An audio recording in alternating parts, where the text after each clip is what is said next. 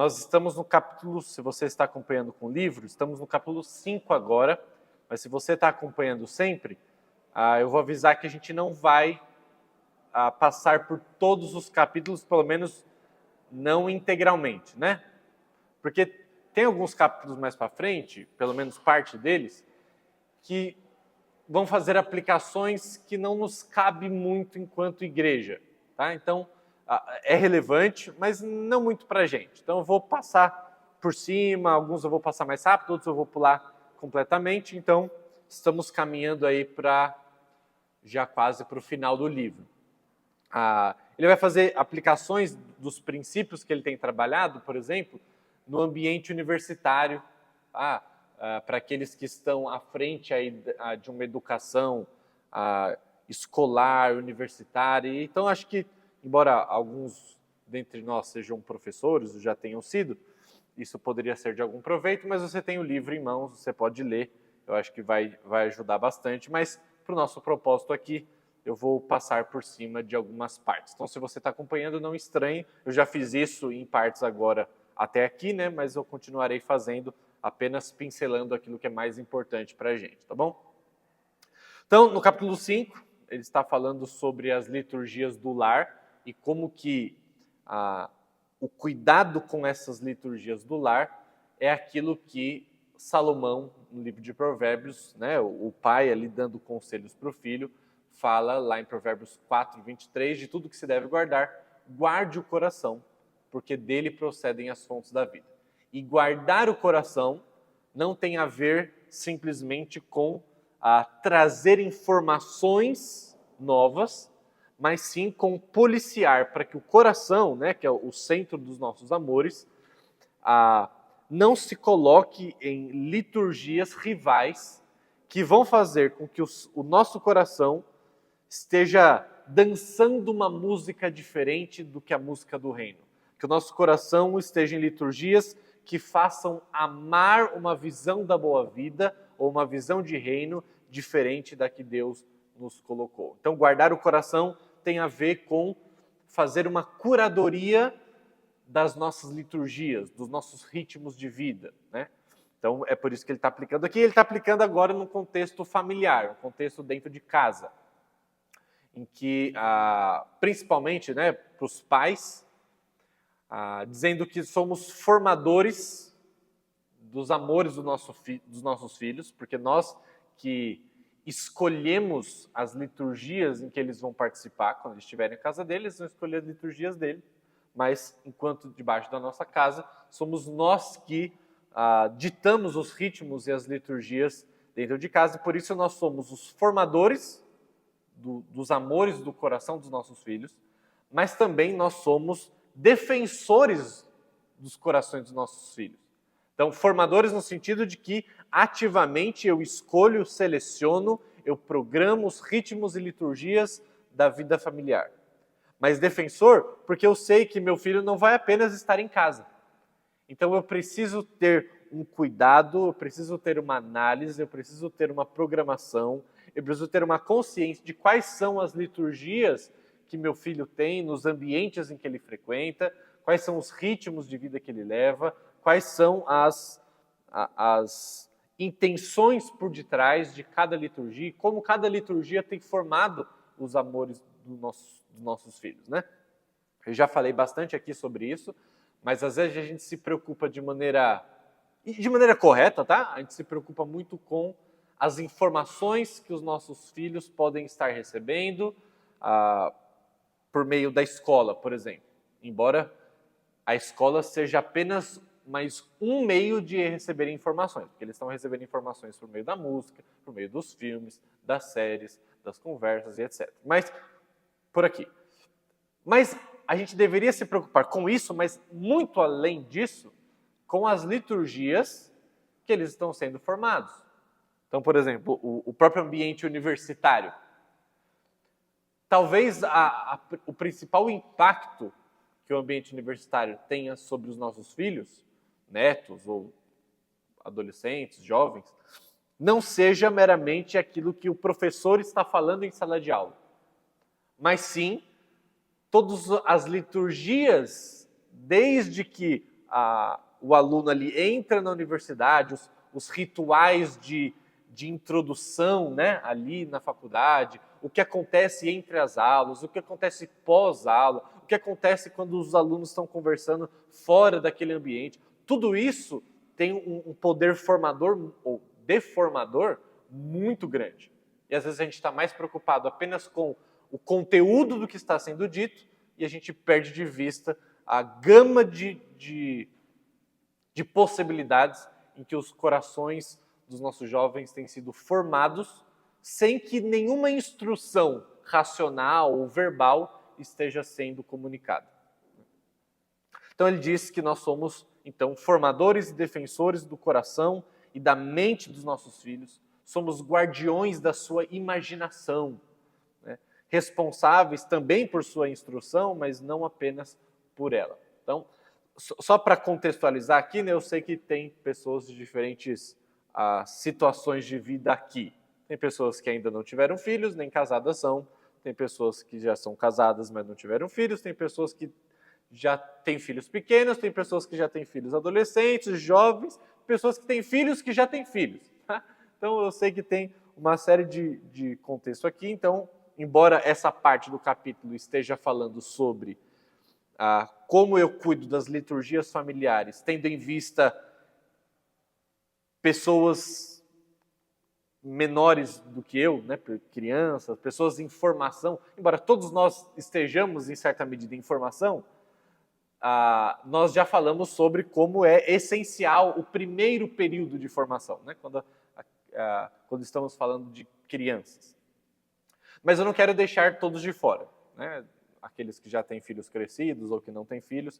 Os que não têm filhos já estão aprendendo para quando os tiverem, se tiverem. E os que já têm netos podem ser instrumentos de Deus para instrução dos seus filhos quanto cuidado com os netos. Isso tranquilamente, nós já falamos, se eu não me engano, na aula passada sobre isso, quanto o contexto familiar, não apenas dentro da minha casa, mas familiar da igreja, eu tenho responsabilidades para com outros também, né? Então, eu vejo pais, eu não tenho filhos, por exemplo, eu vejo pais com uma dificuldade, eu posso ajudá-lo, eu devo entrar na vida da pessoa, servir de auxílio, né? Então, avós, vocês devem ajudar os filhos, né, na educação dos seus próprios filhos agora, esse negócio de que avô não deve influenciar na educação. Não, você deve sim, deve orientar, biblicamente, né? Não é que, mas eu penso assim, então você deveria... Não, biblicamente, qual é o certo? Né? A Bíblia fala sobre, por exemplo, as mulheres mais velhas ensinando as mais novas a serem boas donas de casa, e ser boa dona de casa vai muito além do que lavar uma louça, e sim é cuidar da família que vive naquela casa, né? Então, sim, avós devem e podem ajudar os filhos aí na educação, na instrução de como cuidar das liturgias familiares, né? Ali cita o provérbio que eu comecei a aula falando, né? Provérbios 4, 23, que fala, guarda o teu coração, porque dele procedem assuntos da vida. E a própria instrução do pai ao seu filho, dizendo que ele deve guardar o coração, já faz parte, então, dessa defesa do coração quanto às liturgias que tem nos formados amores. E aí ele vai refletir de novo, né? Ele sempre volta a isso no livro, aquilo que eu já falei, de a gente às vezes se preocupar muito com uma questão intelectual, das mensagens que estão sendo transmitidas e às vezes deixar passar questões mais sutis, que não é um ensino verbal que está sendo comunicado, mas que tem nos afetado até de maneira maior do que a própria instrução ou o próprio conteúdo. E ele faz a pergunta, como nós criamos seres que amam? Porque às vezes a gente se pergunta como nós criamos seres que pensam. Mas e como nós criamos seres que amam?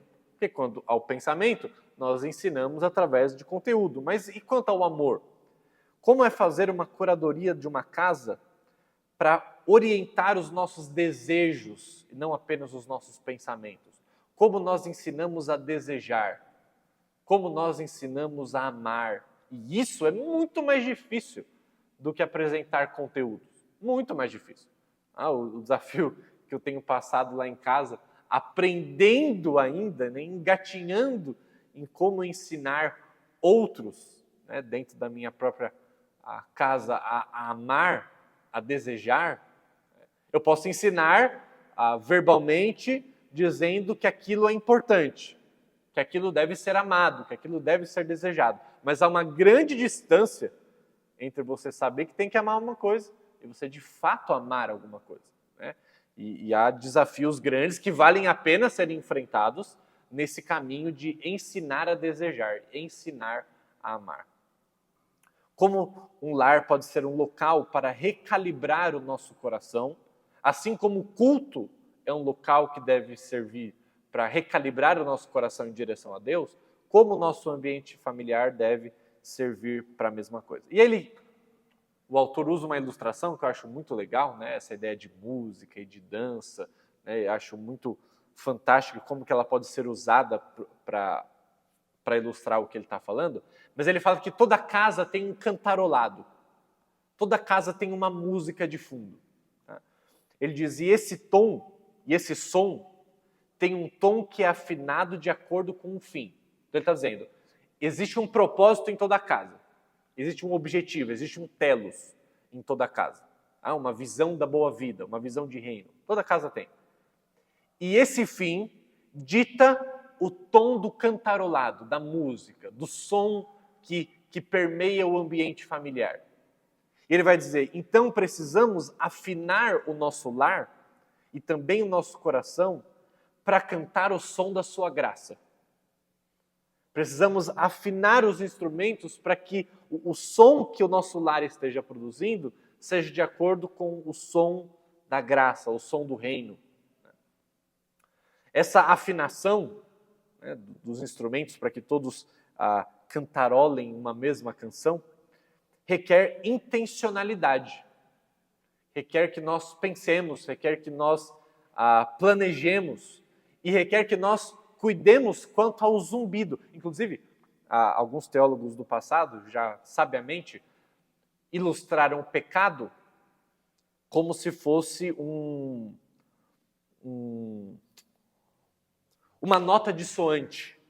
Né? Sabe quando alguém está tocando uma música no teclado ou no piano e de repente a pessoa erra uma nota e mesmo que você não entenda muito de música, você consegue perceber que teve alguma coisa estranha ali? Que dentro daquela sequência de acordes, aquela nota não coube muito bem ali. Você sabe, no piano você não pode tocar qualquer nota e achar que vai sair uma música, né? Tem uma lógica ali. Então, se você toca uma nota que está fora, né, do padrão musical, aquilo é dissonante, é estranho. Tá? E a Bíblia fala, ou a ilustração nos convida a pensar, que o pecado é essa nota que está fora. Né? Que no final das contas, o piano é de Deus. O diabo não inventa nada. Ele só pega algo que Deus fez e ele toca uma nota que está fora da ordem. Né? A nota não é ruim, mas dentro do padrão musical ele usa de uma forma equivocada. Tem um livro chamado Silmarillion, escrito por Tolkien, aquele que escreveu O Senhor dos Anéis e Hobbit. E nesse livro é muito interessante porque ele conta a história da criação do mundo que ele fez, né, o mundo imaginário dele. A criação se dá justamente por meio de alguém que está cantando, tá? E as coisas vão surgindo. E o mal entra no mundo justamente como uma nota dissonante, alguma coisa que está fora, que quebra o padrão musical. Né? Então o que o autor está dizendo? Que nós devemos ter tanto uma intencionalidade na produção de uma canção, né, de uma liturgia, que vai fazer com que a casa cante o som do reino, tá? Que o som dos céus faça parte do ambiente familiar, mas também, enquanto ainda neste mundo, né, que nós somos sujeitos às notas que não fazem parte do padrão musical, nós devemos estar conscientes quanto ao zumbido de fundo. Nós devemos estar conscientes de que, infelizmente, essas coisas entram para dentro de casa e nós precisamos lidar com isso, né? E ele diz que o constante ruído de fundo é gerado por nossas rotinas, por nossos ritmos dentro de casa. Esse ruído de fundo é um tipo de papel de parede imaginário que influencia como nós imaginamos o mundo, podendo ser tanto uma melodia que reforça os nossos desejos em direção a Deus, mas também pode ser uma melodia de fundo que destoe da canção do Senhor, que é o que a gente chama de pecado. Você pode ter ingestões bíblicas diárias, tá? E esse é um ponto importante. Eu não quero que a gente pense que o que eu estou e nem o que o autor está defendendo aqui é que basta a gente ler a Bíblia em casa e que isso resolveu os problemas. Temos a liturgia que nós precisamos. É mais do que isso, é mais do que uma instrução, embora isso seja essencial, a gente vai falar sobre isso, o quanto é importante lermos a Bíblia em família, né, e a maneira como isso deve ser feito. Mas, quando nós focamos apenas numa instrução verbal da palavra em casa, e isso não modifica toda a maneira como a gente vive o resto do dia, por conta daquela palavra, então a gente está falando uma coisa com a nossa boca, mas com a nossa vida a gente está vivendo outra e a gente está influenciando mais com a nossa vida do que com aquilo que a gente está falando. Tem um vídeo interessante que eu recebi esses dias, que é de um menino, ele chega em casa para o pai, ele fala assim: pai, a professora hoje na escola, você tem que ir para a escola conversar com o professor. Aí ele falou assim: por que eu tenho que ir para a escola conversar com o pai? Estava trabalhando, né? Por que eu tenho que ir na escola conversar com o professor? Ele falou: porque a professora perguntou para mim quanto era 1 vezes 2. E eu respondi que era 2. Ele falou assim: Di? Aí ele falou assim: não, mas depois ela perguntou quanto era 2 vezes 1. Aí o pai falou assim, não vou usar as palavras que o pai usou, porque são inadequadas, mas o pai falou assim: é a mesma porcaria. É a mesma porcaria. E aí o filho falou assim: pois é, foi o que eu disse para o professor, e por isso você tem que ir lá na escola. Exatamente por isso que a professora está querendo conversar. E aí, ou seja, a maneira como o pai respondeu é exatamente como ele tem ensinado o filho a responder, ainda que ele não tenha percebido isso. Então, o pai acha que é lícito falar desse jeito com o filho, mas depois acha errado que o filho fale desse mesmo jeito na escola, né? Então, ou seja, a gente está ensinando de formas que a gente nem percebe, mas eu não estou querendo mostrar que a gente só está ensinando quando a gente também está servindo como exemplo, né? Quando a gente está falando alguma coisa. A gente está ensinando quando a gente permite liturgias, quando a gente permite ritmos, quando a gente permite coisas que aconteçam. Então a gente está ensinando de variadas formas. A gente está ensinando com a maneira como a gente organiza a nossa casa, a gente está ensinando sem que a gente perceba. Então você pode ter versículos bíblicos espalhados pelas paredes de todos os cômodos da casa, o que é uma ideia muito boa. Ainda assim, se os rituais implícitos da sua casa não estiverem de acordo com esses versículos, você está reforçando um egocentrismo ao invés de um sacrifício, por exemplo.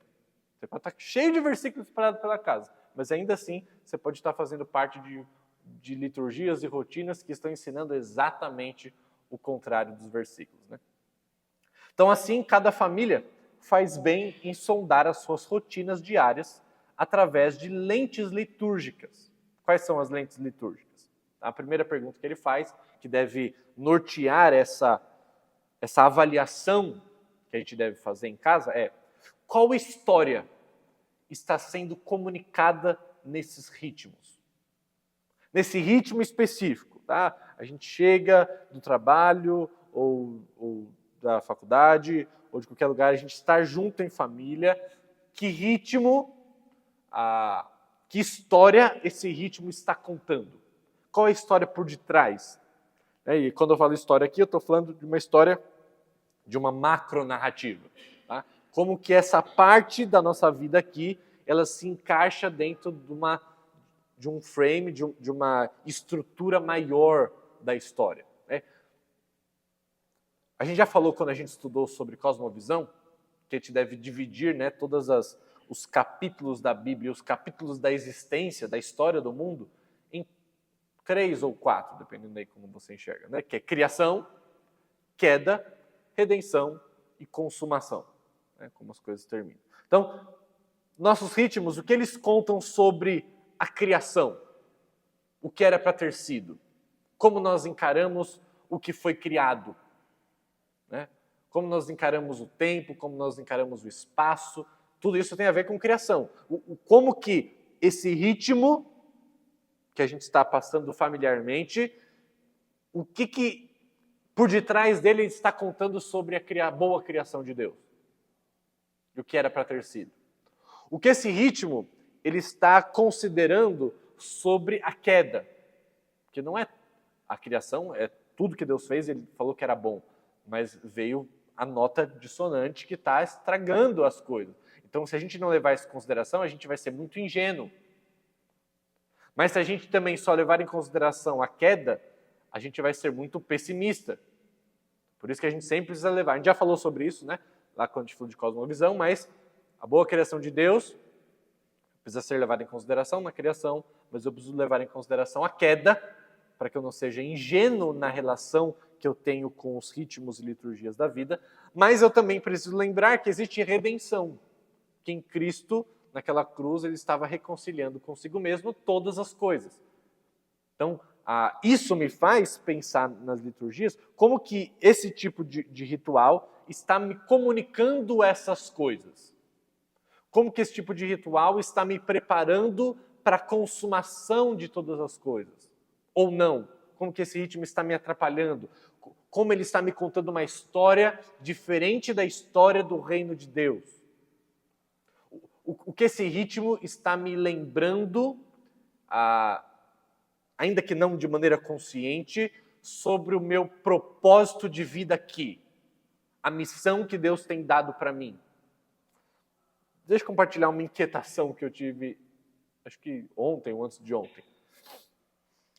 Eu terminei de assistir uma série, né? Eu só assisto série quando eu sou muito bem recomendado por ela, porque senão você perde muito tempo. E ainda, pior não é só perder tempo, é você perder tempo com um negócio ruim, né?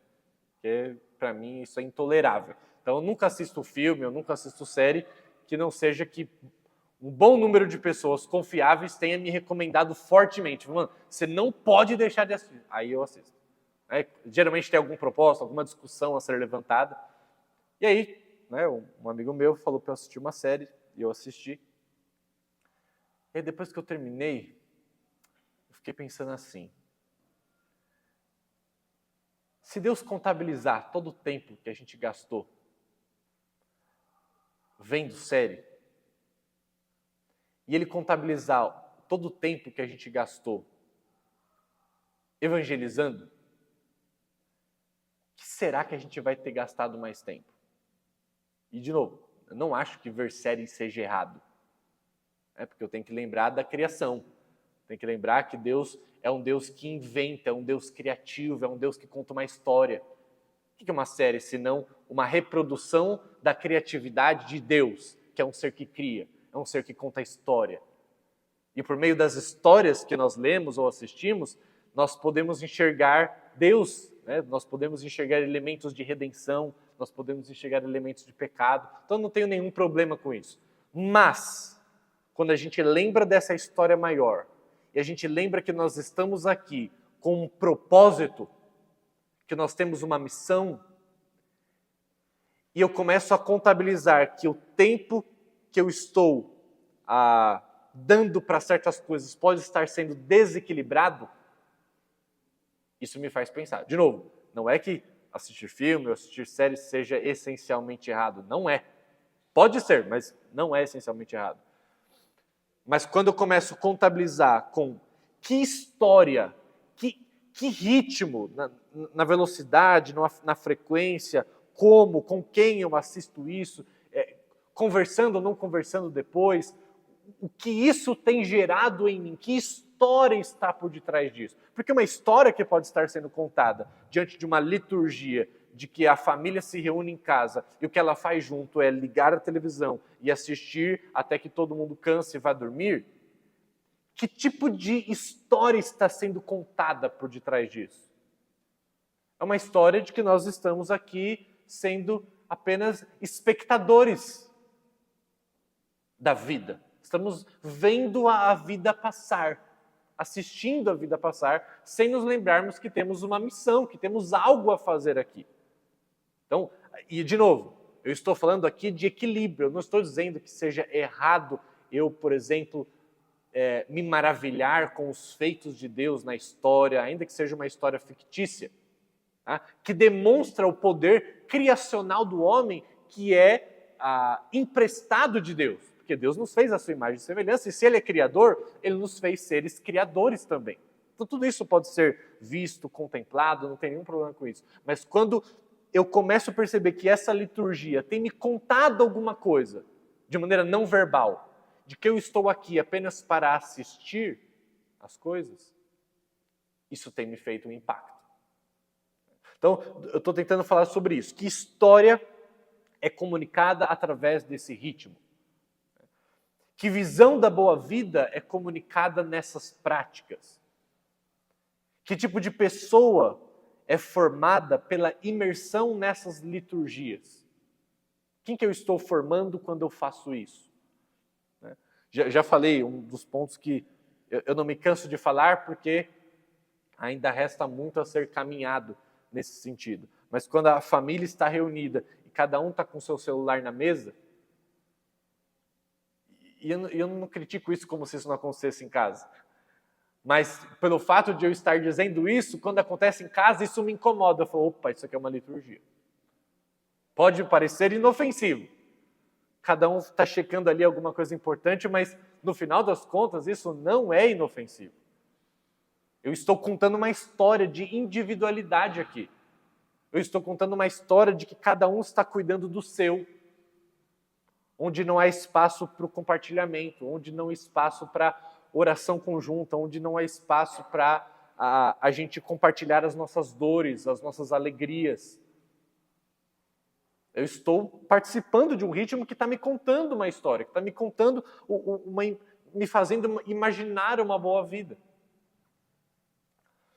Então, as nossas tentações e deformações litúrgicas são sempre contextuais, estão sempre ligadas ao contexto em que nós estamos e por isso nós devemos prestar atenção ao contexto. Alguém tinha levantado a mão? Eu tive a impressão que alguém levantou a mão em algum momento e eu deixei passar. Não? Então vamos continuar. Cada um de nós deve avaliar as rotinas da nossa casa como consagradas, precisamente porque são as rotinas com as quais não costumamos pensar. Logo, aquelas cujo poder formador não reconhecemos. Pensamos nelas como coisas que fazemos e corremos o risco de ignorar que elas estão fazendo algo em nós. Agora, como seria os ritmos de adoração cristã comunitária definirem o tom da cadência cotidiana em nossos lares? E ele vai dizer que a adoração familiar será formadora conforme atingir a nossa imaginação e não apenas o nosso intelecto. É o que ele vem falando desde o começo do livro, né? E para realizar isso, a nossa adoração precisa lidar com a moeda estética da imaginação. Devemos fazer os nossos filhos, né? Devemos fazer os nossos filhos espirituais, as pessoas que nós estamos formando, através da imaginação. E ele vai dar alguns exemplos disso. Por exemplo, por meio de histórias, por meio de poesia, por meio da música, por meio de símbolos e imagens que às vezes a gente, né, não valoriza muito, mas que tem um poder muito grande, muito grande. A arte tem um poder muito grande e a pior coisa que a igreja fez no passado foi se afastar da arte e focar apenas no mundo intelectual. E aí deixando espaço para o mundo secular lidar com a arte, enquanto nós... E aí hoje, infelizmente, quando os nossos filhos têm alguma inclinação para o ambiente artístico, a gente já tem um pé atrás, porque fala, não, é tão corrompido o ambiente artístico que um crente não pode estar ali, porque a gente deixou passar. Quando, na verdade, nós nunca deveríamos ter feito isso, porque a arte tem um poder formador muito grande e que a gente nem percebe. Então ele está dizendo que nós deveríamos usar melhor essa questão das histórias, da poesia, da música, dos símbolos, das imagens, aquilo que toca a nossa imaginação, aquilo que toca os nossos desejos, aquilo que produz emoções em nós, aquilo que nos comunica de uma outra maneira que não verbal, que não intelectual. A gente sabe o poder da música para isso. Só que a música tem os dois lados, como todas as coisas têm os dois lados. Ela tem um poder muito grande, né? Mas com poderes muito grandes existem responsabilidades muito grandes. E quando uma música pode servir para ensinar algo bom, né? Não apenas intelectualmente, mas para gerar um certo tipo de imaginação. Perceba, eu posso ler a letra de uma música e talvez aquilo me instruir a mente, mas quando eu escuto, tem uma música, e quase toda vez que eu escuto, eu choro essa música. É uma música dos Arraiz, muito bonita. E eu escuto essa música me faz pensar no dia futuro, né, no dia de Cristo voltar e tudo aquilo. E eu escuto aquela música e eu choro, mas eu fico pensando assim, é a junção do conteúdo que está ali, mas na forma bela como aquilo é transmitido, que me causa essa imaginação, porque me faz imaginar mesmo. A poesia, né? Mesmo sem a música, né? A poesia é como se fosse uma música, só que sem a música, né? Ela te faz imaginar, só que sem a necessidade de você estar cantando, né? Sem você estar ouvindo aquele som. E uma boa poesia quase te faz ouvir o som dela, né? Então, são coisas que nos comunicam de uma maneira muito poderosa, mas que podem também e estão sendo comunicadas para visões rivais também da boa vida. Músicas que parecem inofensivas podem estar nos comunicando uma visão extremamente diferente da visão do reino de Deus, né? Então, tal adoração deve ser palpável, tangível, deve ser encarnada nos nossos dias. As crianças são animais ritualísticos que absorvem o evangelho em práticas que falam a sua imaginação. E nós precisamos entender isso, como que nós comunicamos, por exemplo, como nós comunicamos o evangelho no ritual da disciplina. A disciplina é um ritual e que deve estar presente nas casas onde há pecadores, nas casas de todos nós. E o pecado acontece com uma boa frequência, por isso precisa ser um ritual a disciplina em casa.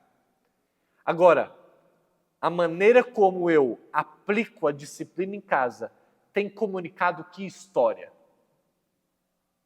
Isso é importante se pensar. A maneira como eu corrijo meu filho, independente de que idade ele seja, tem comunicado que história, que música. Eu posso corrigir meu filho muito bem, de uma forma que eu vou colocar nele uma inclinação para o legalismo, para a religiosidade. Ou tem uma frase que eu falo muito e me incomoda toda vez que eu falo. Eu tenho raiva de mim toda vez que eu continuo dizendo essa frase. Quando eu vou falar alguma coisa para o Isaac, vou corrigir ele, falo assim, eu não quero mais ver você fazendo isso. Gente, não tem frase pior do que essa frase. O que eu estou ensinando para ele quando eu digo uma coisa dessa? Geralmente, sem muita paciência. Você pode fazer o que você está fazendo, só não deixa eu ver. Ou, literalmente. E na verdade, não é só não deixa eu ver. Você deve fazer isso meramente porque eu quero que você faça, ou porque eu não quero ver você fazendo isso. Então tudo vira sobre o que eu quero ou não. Mas o meu papel quanto pai não é fazer meu filho fazer tudo o que eu quero, ou o que eu não quero. Mas o Isaac é de Deus, não é meu. E eu preciso orientá-lo quanto aos padrões de Deus. O que Deus quer da vida dele. Não é o que eu não quero ver você fazendo isso. Não, o que eu quero, eu não quero. Pouco importa, eu estou aqui como alguém que está conduzindo você de volta para aquele que te criou. Para isso que eu estou aqui. Se ser pai e mãe significa muito mais escolher a cor da parede do quarto do nosso filho, a gente tem uma função muito pequena. O que a gente está aqui para fazer é formar o coração dos nossos filhos. E aí, uma frase como essa, de eu não quero mais ver você fazendo isso, comunica uma história totalmente diferente. Produz um cantarolado totalmente diferente.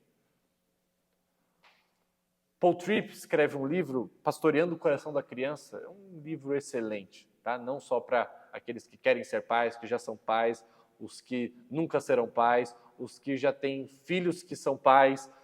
Acho que todo mundo deveria ler esse livro, porque a gente tem uma função ministerial muito maior do que o ambiente da nossa própria casa. Se chama Pastoreando o Coração da Criança. E lá nesse livro, ele vai falar que a gente não deve desperdiçar a disciplina, falando apenas das consequências do nosso pecado, né? Mas a gente deve, toda oportunidade de eu disciplinar alguém, seja o meu filho ou não, é uma oportunidade de lembrá-lo da graça, da pregação do Evangelho. O Evangelho está sendo pregado e deve ser pregado toda vez que eu disciplino. Eu vou demonstrar naquele momento que aquilo é um pecado, que aquilo é sério, que aquilo feriu a lei de Deus. Eu vou ter que demonstrar isso. Por isso que a disciplina tem esse tom de seriedade, sim. Eu preciso falar. Eu não vou lá apenas bater, eu não vou lá apenas colocar de castigo, eu não vou lá apenas... E bater aqui eu falo a disciplina física, tá? Não a agressão. São coisas diferentes. Eu não vou apenas ignorar, nada disso vai resolver o problema. Eu preciso comunicar com clareza, com amor, com paciência, que aquilo, antes de tudo, não feriu só a ela, não feriu só os outros ou a você mesmo, mas isso feriu a Deus em primeiro lugar. Eu vou lembrar de texto quando Davi fala, né? Davi tinha mandado matar um homem, Davi tinha adulterado, Davi tinha feito um monte de coisa errada, e ele lá no Salmo 51, ele falou, eu pequei contra ti somente. É contra o Senhor que eu estou pecando quando eu estou fazendo tudo isso. Eu preciso ensinar isso. Mas depois de ensinar isso, eu preciso demonstrar, todos pecaram e carecem da glória de Deus. Mas o salário do pecado é a morte. E nós vivemos essa confusão toda nesse mundo por conta do nosso pecado. E que o nosso maior inimigo talvez esteja morando dentro de nós mesmos.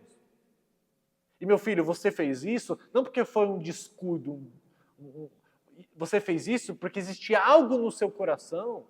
Você faz o que você faz porque você deseja o que deseja.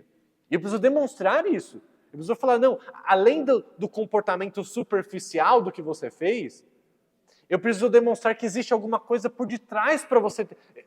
O fruto que você está dando tem uma raiz. Eu preciso mostrar isso. Eu não vou falar que o problema está aqui só no fruto. Você fez isso e não faz mais. Resolveu o problema? Não. Não quero mais ver você falando assim com seu irmão. Às vezes ele vai... Aquilo que está no coração dele, que está fazendo ele reagir dessa maneira, por conta de que eu não quero mais ver você falando assim com seu irmão, ele vai fazer isso de uma outra forma. Mas eu não corrigi o coração do problema.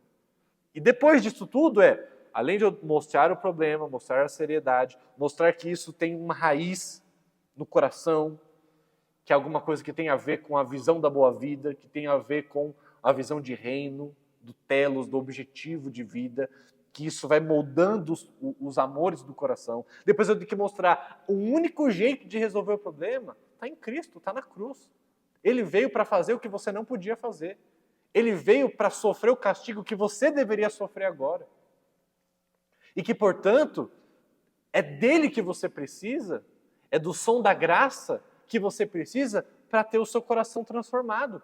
Para que você haja de uma maneira, não como eu quero que você haja, mas como Deus quer que você haja. E aí, quando eu estou corrigindo o meu filho, eu estou falando do Evangelho para ele de uma maneira muito mais poderosa do que meramente eu simplesmente chegar para ele num dia qualquer, abrir a Bíblia e falar um versículo, embora isso tenha o seu papel, tenha o seu lugar, mas quando...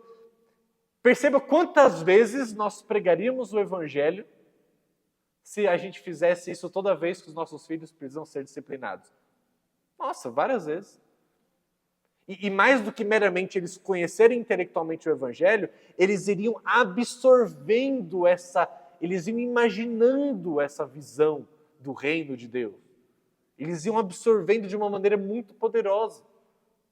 Porque, embora a gente esteja usando o recurso da fala, a gente está num ritual ali. Existe um ritual todo na disciplina. E que, sendo bem executado da maneira bíblica, nós estamos infundindo o Evangelho. Estamos fazendo amar a graça, estamos fazendo ouvir o som que vai produzir uma vida transformada. Não uma vida legalista, uma vida religiosa, uma vida que vive de um jeito em casa, mas vive de um jeito lá fora. E tudo isso é um desafio. Não estou dizendo isso como se fosse a coisa mais fácil do mundo.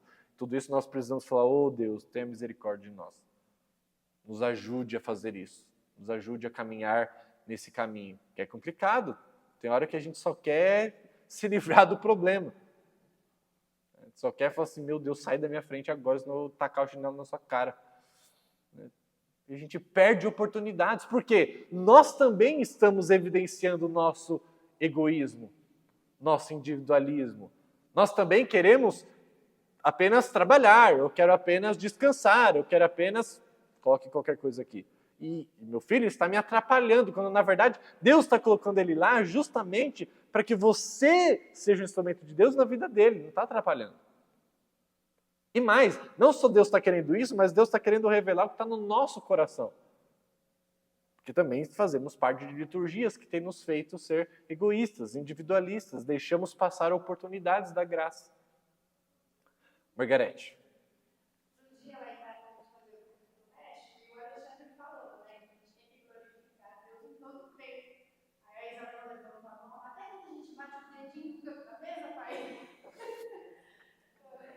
Pois é, uma coisa real, né? Palpável.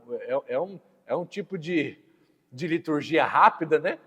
Todo mundo, em alguma medida ou outra, acaba fazendo isso. O que a gente faz nesses momentos, né? Como a gente reage? Qual é a liturgia que a gente... Então, é legal isso, né? Viver que isso tem a ver com coisas... Às vezes a gente acaba falando de princípios demais e a gente acaba não sabendo como colocá-los ali na prática do dia a dia, né? Então, é legal das crianças que elas conseguem trazer tudo para mais... Não, mas o que isso tem a ver com quando eu chuto o pé da cama, né? Mais alguma pergunta para aproveitar? Ou alguma contribuição?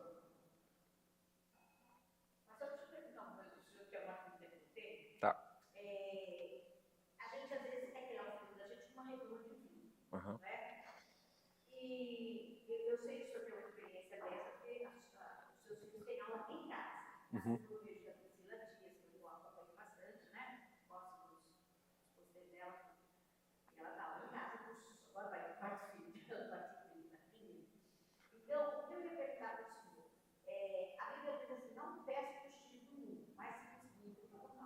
Perfeito. Então, quando eles saírem realmente dessa reforma, que é como se fosse uma reforma de vida, então tudo isso eles vão levar, porque essa liturgia que você está falando, no dia a dia que eles vão levar para lá. Porque às vezes a preocupação da gente eu não tenho mais filho pequeno, né? Uhum. Eu tenho sobrinhos que eu amo de paixão, sou de neto.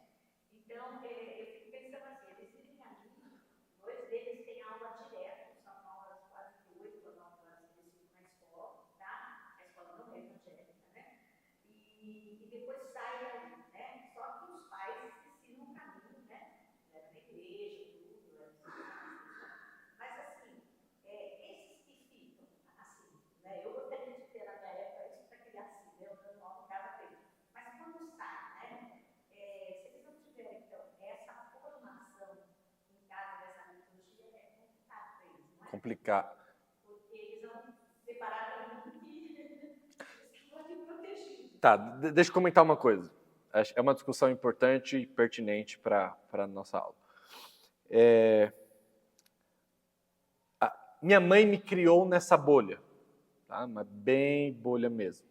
Eu morava num condomínio fechado, todos os meus amigos viviam na rua ali, num ambiente seguro, né? Tá?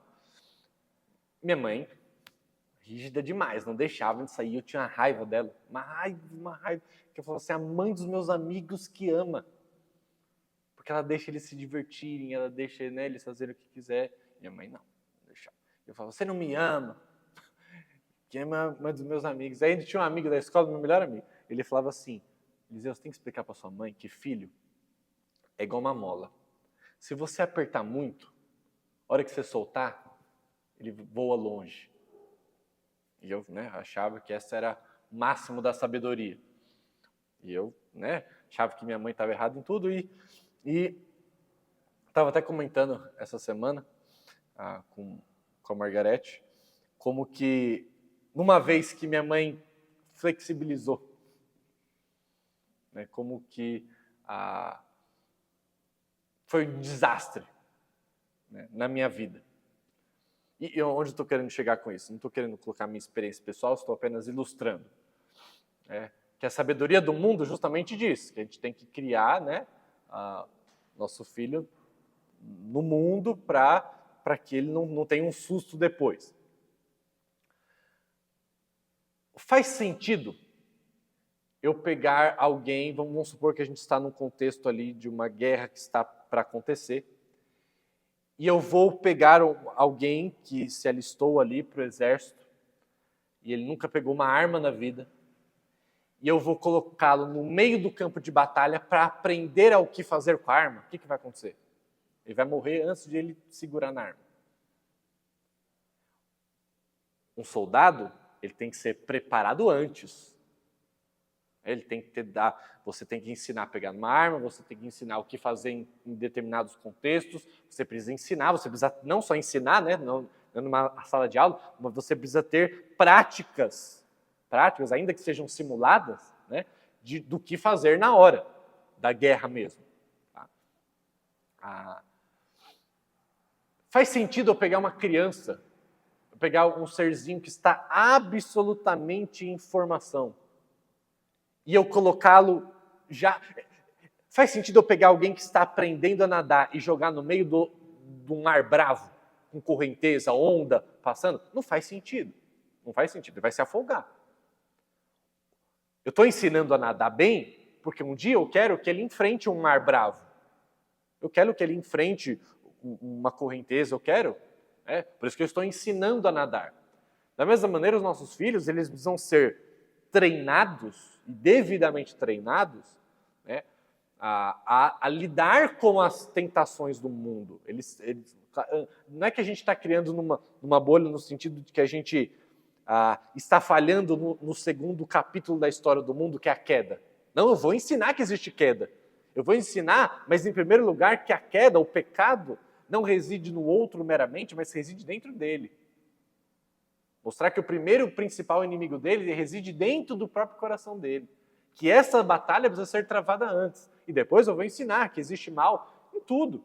Existe mal no papai e na mamãe, existe mal na igreja, existe mal na política, existe mal na arte, existe mal em... Onde Deus criou, o pecado afetou. Aí eu vou ensinar a notar, a perceber, a lidar com isso. E quando ele estiver pronto, então ele vai estar lá para enfrentar a guerra como deve ser enfrentada, mas ele estará com as armas adequadas. Agora a gente acha bonito pegar, e eu sei porque eu já ouvi várias histórias assim, né, de pessoas que tentaram me convencer, algumas com muito boa intenção, de eu parar com essa loucura de fazer ensino domiciliar, né, dizendo assim, não, porque a hora que você soltar os seus filhos, eles vão estar totalmente perdidos, porque, né, afinal de contas, é a mesma ideia, você está segurando muito, a hora que você soltar. E hoje eu vejo a vida dos meus amigos que eram uma mola solta, eu vejo a diferença da vida deles e a vida que, graças a Deus, Deus me proporcionou, porque minha mãe foi um instrumento de Deus na minha vida, que enquanto ela me cercava, ela me preparava, ela me dava ferramentas. Né?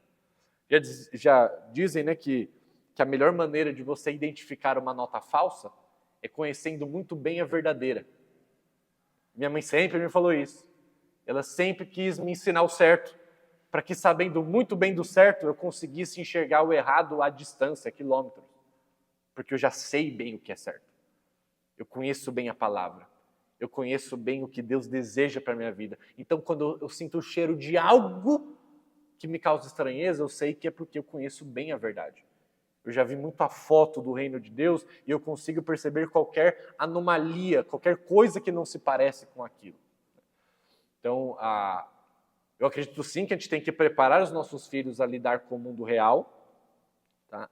Mas a melhor maneira de fazer isso é cultivando uma proteção, sim, mas uma proteção intencional, uma proteção não ingênua, uma proteção que diz os perigos do mundo, que fala sobre as coisas, que mostra. Tá? Eu deixo o Isaac estudar inglês num aplicativo chamado Duolingo, um aplicativo para aprender línguas, né? Eu acho um aplicativo muito bom, né? E para criança é melhor ainda, né? Tem uma série de elementos visuais ali e não se parece muito um estudo de inglês, parece que ele está brincando. Né? E aí é ótimo, porque ele fica lá, ele fala, papai, posso fazer Duolingo? Eu falei, claro, pode estudar, meu filho. E ele vai lá e fica lá e já aprendeu inglês pra caramba, ele tem 7 anos. Mas qual é o meu ponto, né? Aí eu falei isso para minha cunhada, e minha cunhada pegou e foi ver isso, né? Com os filhos dela, que ela também faz homeschooling, mas ela veio um dia para mim, né? E disse assim, olha, se eu fosse você, não sei se você já viu, não sei se você acompanha, mas o Duolingo tem um problema. Porque teve às vezes eles fazem um diálogo lá, e eu já tinha visto isso algumas vezes. Antes não era com tanta frequência, era bem raro, agora está com um pouco mais de frequência. Mas no diálogo que seria natural, aí aparece uma mulher falando que tem uma namorada. No diálogo normalzinho lá, mas ela cita isso. É a figurinha de uma mulher, mas ela fala que tem uma namorada. A gente pode pensar, não, isso é inofensivo, não sei o quê. A criança vai notando isso, ela vai notar. Tá? Mas a questão não é se, então eu devo falar para o meu filho não fazer mais Duolingo por causa disso. Não, muito pelo contrário. Eu devo aproveitar a oportunidade para falar, filho, isso existe. Isso é real. Isso, a depender da maneira como você está usando a palavra normal, isso é normal no sentido de que acontece, mas isso é fora do padrão de Deus. E que existem outras coisas que também são fora do padrão de Deus, e não apenas o homossexualismo, e não apenas isso ou aquilo. Existem outras coisas que às vezes a gente acoberta, e esse é onde é o maior perigo. Coisas que a gente lida naturalmente no contexto eclesiástico, por exemplo, e que, porque a gente está lidando de maneira tão natural, que parece adequado, mas não é. E essas coisas às vezes são mais difíceis do que aparecer uma mulher falando que tem uma namorada. Porque isso já causa uma estranheza, a princípio, né? Porque nossos filhos estão acostumados a ver em casa, né, que existe papai e mamãe, homem e mulher.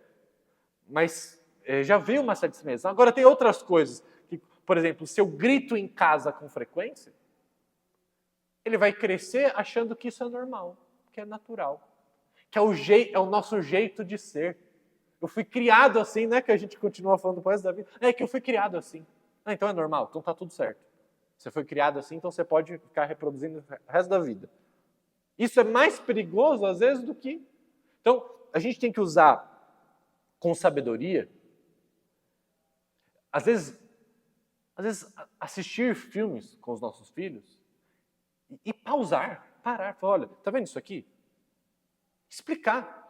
Isso aqui, porque às vezes o filme, ele vai querer demonstrar que aquilo é bonito.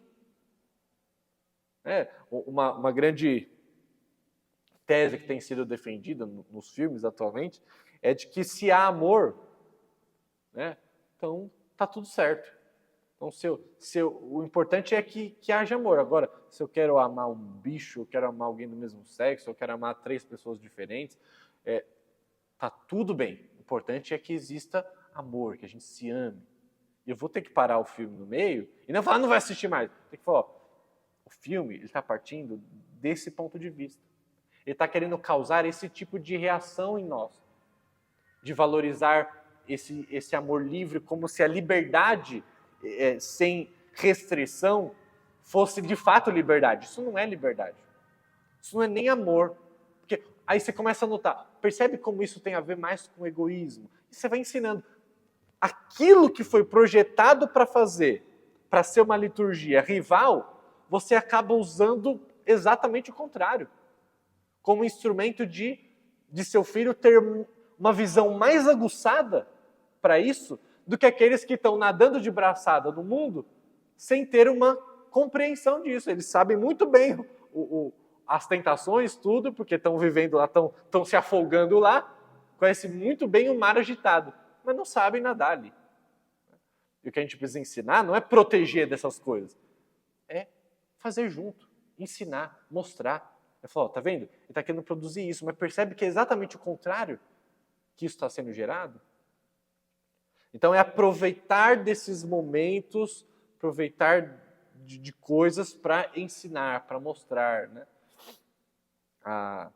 Até de liturgias que nós não temos o controle, né? Vamos supor que a gente vai numa festa de um parente. E aí lá vai acontecer uma série de coisas que não estão no seu controle. E aí qual é a maneira de você conduzir a criança para lidar com aquilo? Com aquele ambiente inóspito, aquele ambiente diferente, não controlado. Você precisa ensinar, você precisa de como lidar com essas liturgias rivais. Né?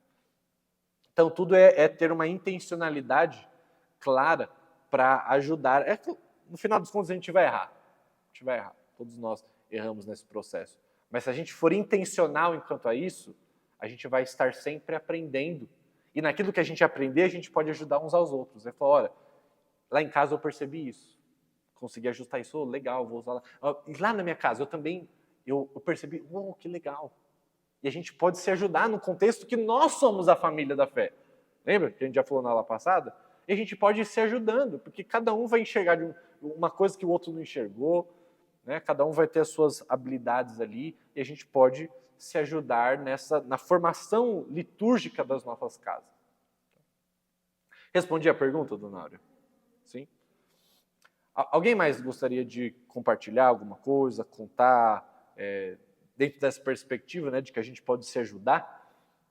Ou perguntar também? Alguém gostaria de contribuir?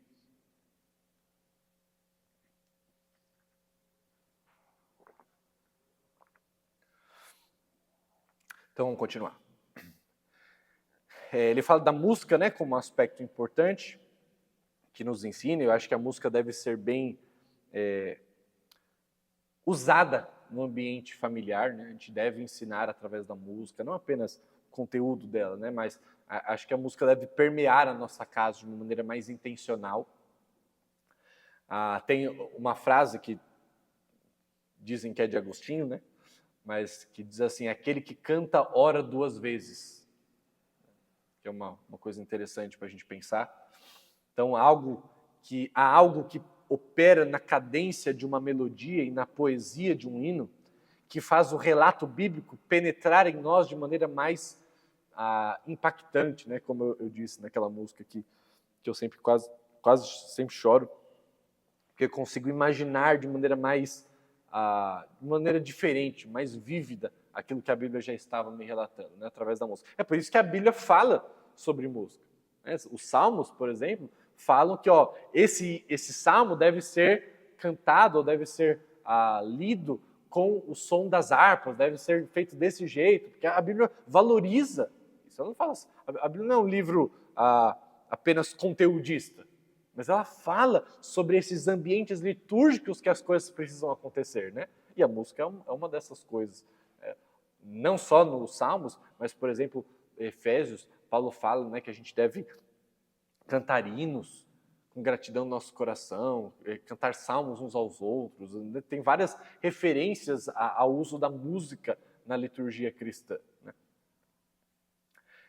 Mas nós não estamos criando uma casa pura, para onde recuamos e onde nos retiramos aí, dona Áurea, para nos proteger do mundo grande e mal. Do mundo grande e mal, mas a minha casa é o refúgio da pureza. Não é isso. Isso seria nos esquivar da nossa missão de ir.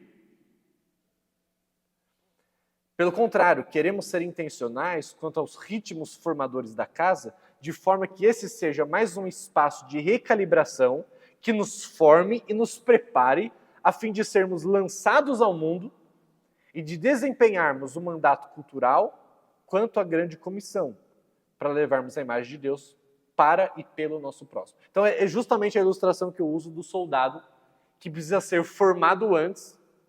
Mas pense comigo na ilustração. Se eu apenas ensino o soldado em casa a como pegar uma arma, como atirar, como se proteger, como fazer uma série de coisas que precisam no ambiente de guerra, mas eu nunca envio ele para a guerra, qual é o sentido disso? Então nós estamos criando os nossos filhos, é aquilo que eu falei na aula passada, que o pastor falava muito, né, que eu acho interessante. Nós não estamos tentando criar um mundo melhor para os nossos filhos, estamos querendo criar filhos melhores para o mundo. Estamos preparando para enviá-los. Da mesma maneira como acontece no culto, nós recebemos a instrução da palavra e somos enviados por essas portas a viver isso no mundo. Isso aqui não é apenas um refúgio em que nós nos reunimos para nos proteger, mas nos reunimos para nos capacitar para sermos enviados. Não é isso que Hebreus fala? Não deixem de você unir como alguns têm feito entre vocês, mas quando vocês se ajuntarem, estimulem-se uns aos outros na prática do amor e das boas obras. Ou seja, ele não está dizendo se protejam. Jesus não orou isso. Não peço para que os tire do mundo, mas livres do mal. Que eu estou preparando esses meus discípulos para viverem no mundo mesmo. Para ir morrerem em cruz. Jesus estava preparando, mas Jesus preparou eles. Jesus caminhou com eles. Nesse processo de caminhar, Jesus deu tarefas. Eles foram aprendendo, fazendo também. Não é só um período que ele reuniu, porque os nossos filhos em casa não devem apenas ouvir a instrução e começar a colocar em prática quando saírem de casa. Existem tarefas que eles devem desempenhar já dentro de casa. Não é eu vou ensinar o soldado a atirar apenas com aula na lousa. Não, eu vou dar uma arma na mão dele, ele vai mirar, ele vai fazer tentativa e erro até ele começar a aprender a atirar no alvo certo. Então, a gente tem que treinar, e treinar é mais do que passar instrução. Tá? Isso acontece dentro de casa, preparando para enviá-los, preparando para que eles saiam, para que eles sejam luz e sal neste mundo.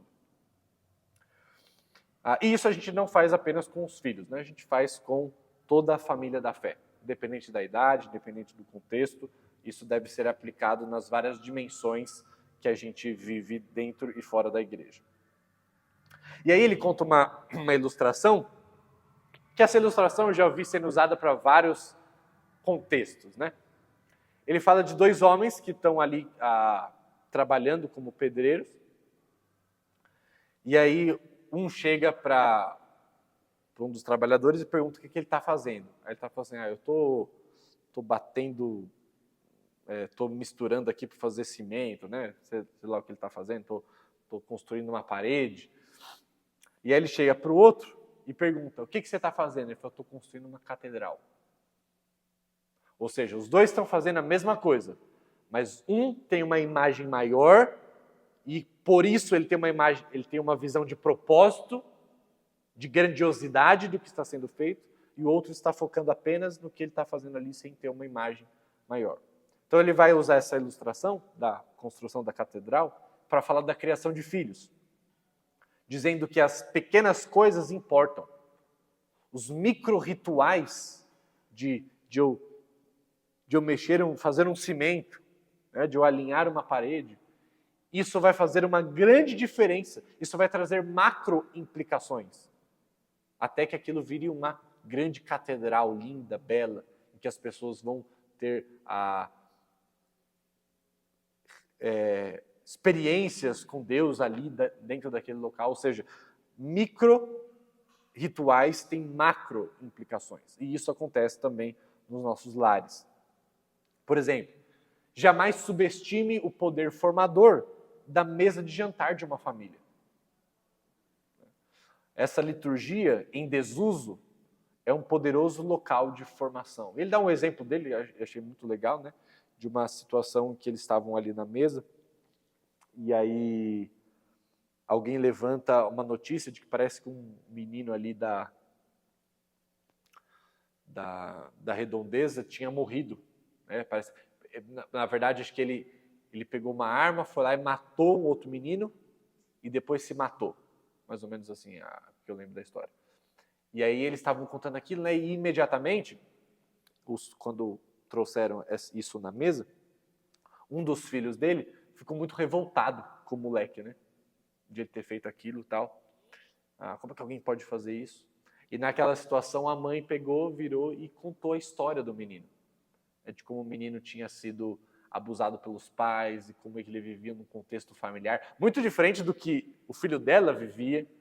Não para justificar, mas para explicar o mal no mundo, para explicar como que existem consequências do pecado, etc. E quando ela foi contando aquilo,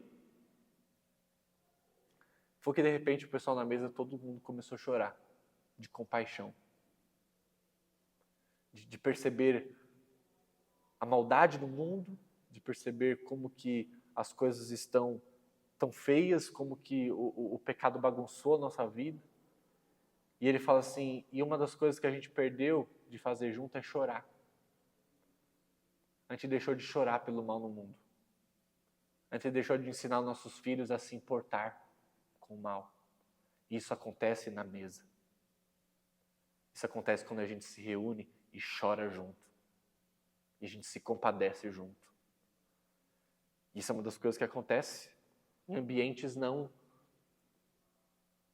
verbais de instrução numa lousa, mas isso acontece num ambiente que cada um está vendo a lágrima escorrer no olho um do outro. E a gente aprende isso, e a gente aprende a se alegrar com o outro. E a gente aprende não quando a gente está falando aqui que a gente deve ser generoso, mas quando a gente chama o estrangeiro, o refugiado, o faminto, para dentro da nossa própria casa. E que impacto que você acha que seu filho vai ter maior? Você ensinar, filho, nós precisamos amar o próximo como a nós mesmos.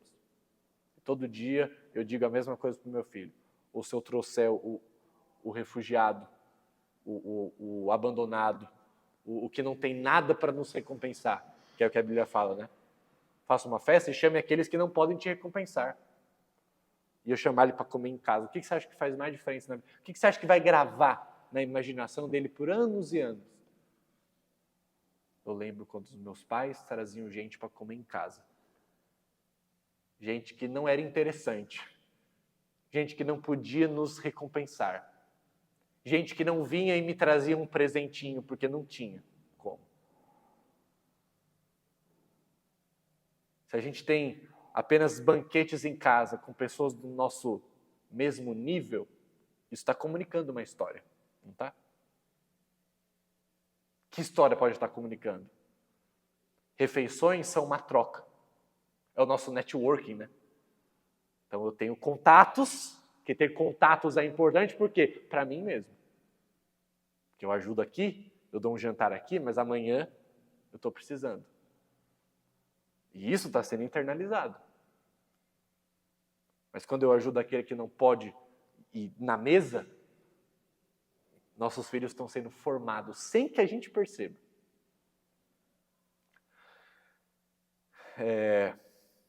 Tornar os filhos aprendizes por meio de rituais que reforçam a importância da comunidade. De falar, filho, a nossa família não é só isso aqui. Não é papai, mamãe, vocês. Nossa família é mais. Por isso que a nossa casa está aberta para a comunidade da fé, para a gente fazer coisas juntos. Isso demonstra que a nossa família é maior do que isso. Que a gente se preocupa mais do que com o bem-estar desse grupo pequeno aqui. Né? Rituais que reforçam a amizade, a hospitalidade, como eu acabei de falar, isso tem um impacto profundo e um impacto formador muito além do que a gente pode imaginar. Talvez você hoje tenha memórias muito antigas da sua infância. Talvez não da instrução que os seus pais te deram, mas de rituais, de momentos em que coisas foram feitas, em que isso gravou na sua imaginação de um jeito que você fala, como que eu posso lembrar disso até hoje? E talvez na época você nem tivesse dimensão de que isso ficaria por tantos anos gravado em você, mas ficou. E tantas outras coisas que ficaram gravadas em você, mas que não são conscientes. Coisas que você faz até hoje, mas que você não sabe a origem do porquê você faz, mas que ficou gravado. Exatamente. Sim. Então, como seriam liturgias para cada tipo de pessoa? Eu estava pensando nisso enquanto eu estudava essa aula. Liturgias para a terceira idade, que já tem filhos aí, já tem netos, para adultos sem filhos, com filhos pequenos, casados, não casados. Como que, para cada situação de vida, como que a gente, aposentados, pessoas que trabalham e estudam no mesmo dia, tem agenda corrida, como que a gente trabalha essas coisas? Como seriam liturgias? Porque a gente não vai ter as mesmas liturgias. Algumas serão parecidas, Por exemplo, o culto doméstico, que todos nós deveríamos ter. Todos nós deveríamos ter. A gente acha que vir uma vez na igreja, na semana, ter um culto, isso vai... A gente passa a semana inteira tendo liturgias rivais, a gente acha que é suficiente? Claro que não. A gente precisa todo dia disso. A gente precisa confessar uns aos outros pecados todo dia. Lembra? A Bíblia fala, exortai-vos mutuamente no tempo que se chama hoje, a fim de que não se endureçam pelo engano do pecado. A gente se encontra todo dia? Se encontra? Não se encontra. Então, como que a gente vai obedecer esse versículo se a gente não se encontra todo dia? Porque a gente vai se encontrar, ainda que seja com a nossa família nuclear, todo dia. Então, a gente vai ter que ter um momento em casa que a gente vai se exortar todo dia. Que se a gente não fizer isso, o texto bíblico diz que a gente vai ser enganado pelo pecado, fazendo com que a gente tenha um coração endurecido. Isso é uma coisa que precisa acontecer no ambiente familiar. Marido e mulher precisam aprender a exortar um ao outro. Mesmo quando o pecado da esposa e do marido não atinge um ao outro, porque parece que é só quando a gente lembra de exortar, Quando o seu pecado está me atingindo. Mas e quando não estiver me atingindo? Eu vou te exortar? Vou falar, não vou mexer com isso. Melhor, deixa quieto, vou querer entrar em confusão. Os filhos exortarem os pais. Pais precisam de exortação também. Então, o culto familiar é um ambiente importante para a gente cantar as verdades da Bíblia juntos. Às vezes ensinar os nossos filhos a cantar. Estabelecer o som, o cantarolado da nossa casa, por meio de músicas realmente. Onde a gente vai ler a Bíblia junto. Onde a gente vai orar junto. E aqui está um instrumento poderosíssimo.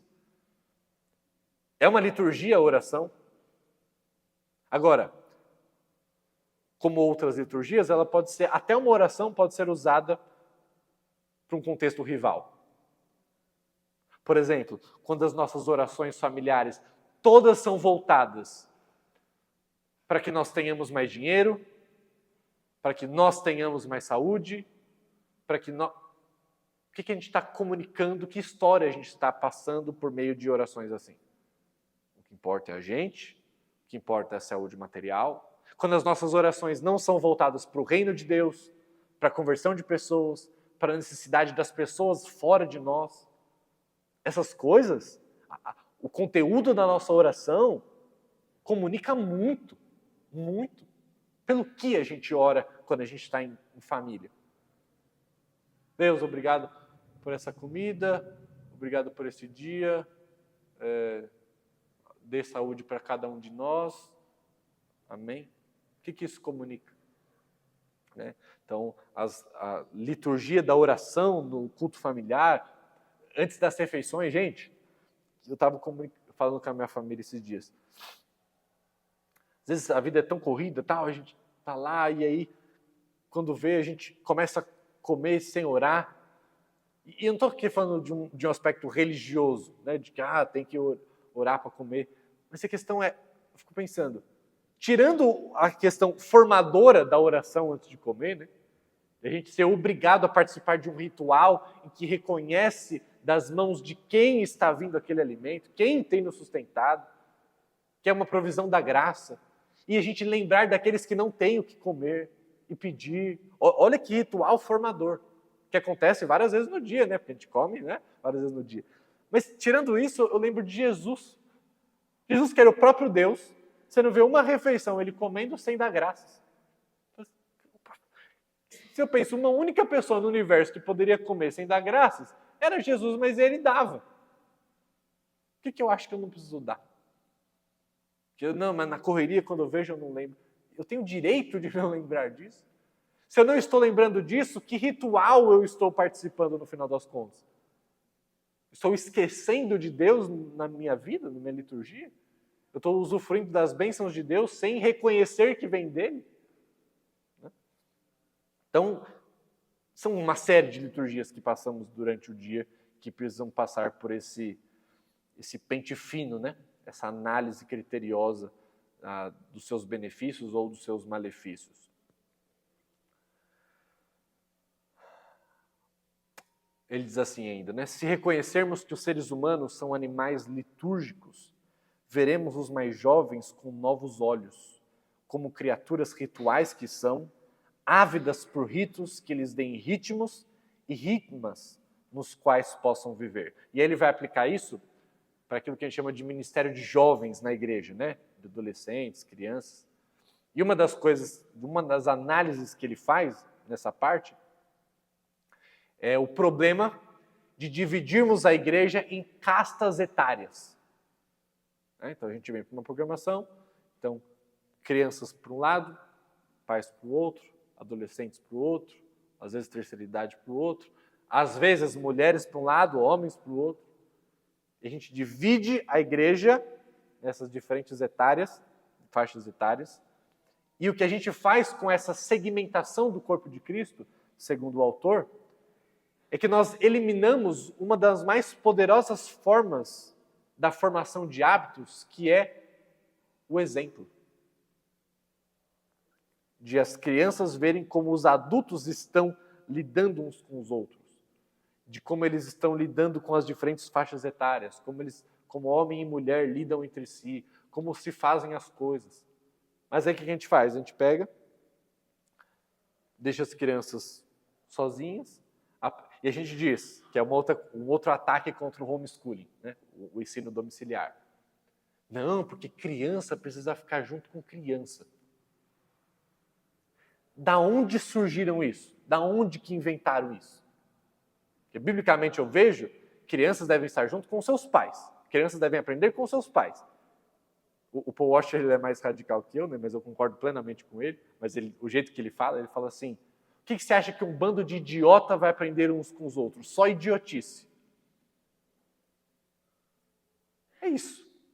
Bando de gente que não conhece nada da vida, mas que às vezes acha que conhece, vulgo adolescente, o que você acha que vai aprender um com o outro? Eles precisam enxergar, e aí qual que é o problema disso? Eles precisam enxergar que eles têm que estar com seus pais, que os seus pais não são caretas, que os seus pais não são os chatos, que os seus pais não são os desinteressantes. Muito pelo contrário, eles devem olhar para os seus pais e falar, esse é o modelo a ser seguido. Não olhar para o idiota do seu lado, que está fazendo tudo errado, e achar que ele é o legal, que ele deve ser seguido. Esse é o exemplo.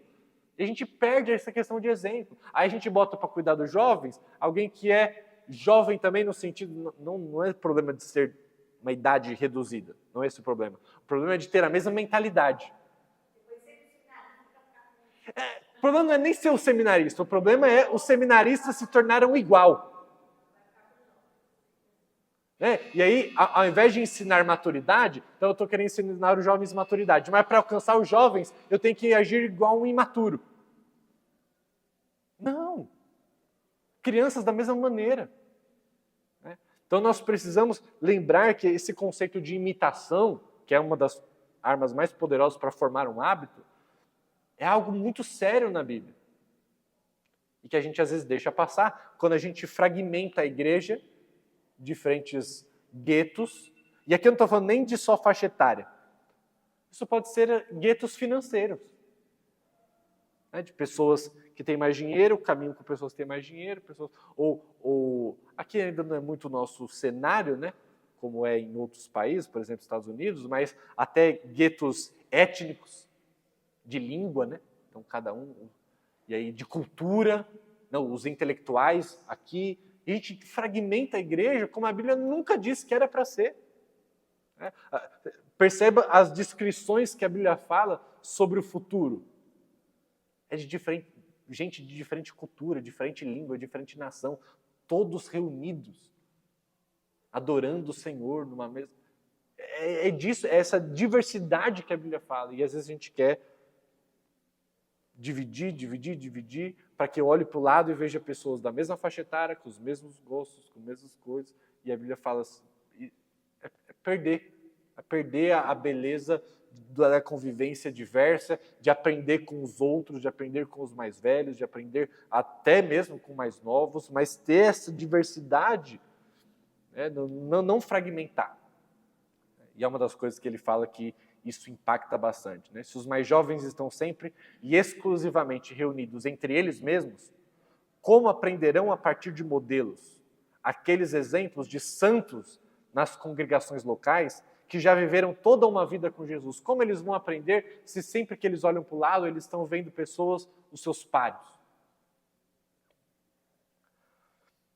Além disso, e aí eu encerro, temos confundido manter os mais jovens dentro dos prédios da igreja com mantê-los em Cristo. São coisas absolutamente diferentes. Nós temos feito tudo para manter os jovens dentro da igreja, trazendo o que eles querem fora, mas para dentro. A gente pode mantê-los dentro dessas 4 paredes, mas isso é totalmente diferente de mantê-los em Cristo. E ele fala bastante sobre isso no capítulo, mas a gente termina na aula que vem.